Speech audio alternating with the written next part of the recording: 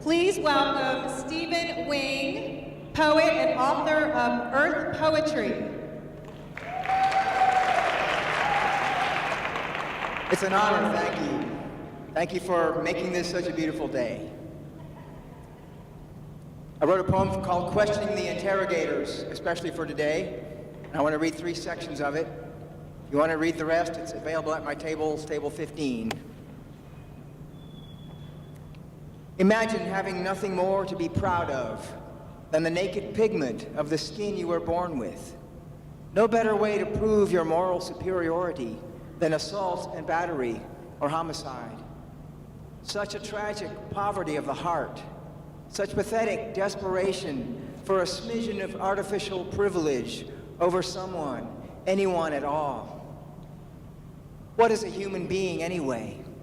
How exactly do opposable thumbs and an enlarged neocortex justify killing off the passenger pigeon, bursting the eardrums of whales, spewing PCBs into the rivers, burnt carbon into the sky? What kind of species wagers its own offspring against the sober prophecies of science? Who are these two-legged machines of avarice and pleasure who think they own everything, including each other? Since the victim is a woman, no one calls it terrorism. Since the victim was a young black male, no one calls the cop a terrorist. But what else is any self-respecting terrorist trying to do but murder 1 or 2 or 50 or 500 to terrorize the rest? And what cause could be more noble than the age-old fundamentalist tradition of keeping blacks and women in their place? The world has been known to change. It's called history. Slow, haphazard, blind, every now and again as sudden as an earthquake or a revolution.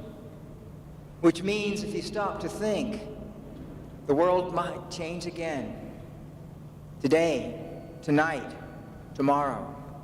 And no one will be expecting it except the ones who are ready to make history right now.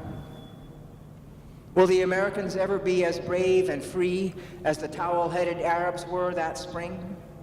As the Guatemalan patriots? The school children of South Africa? The stubborn partisans of Vietnam? As the fierce native defenders of Turtle Island herself, from sea to shining sea? Or the grandchildren of slaves who taught this nation the meaning of its creed? Ignore the screaming self-promoters and the soft porn hype. Don't fall for the marketing buzz. The so-called holidays are a scam. Have you forgotten?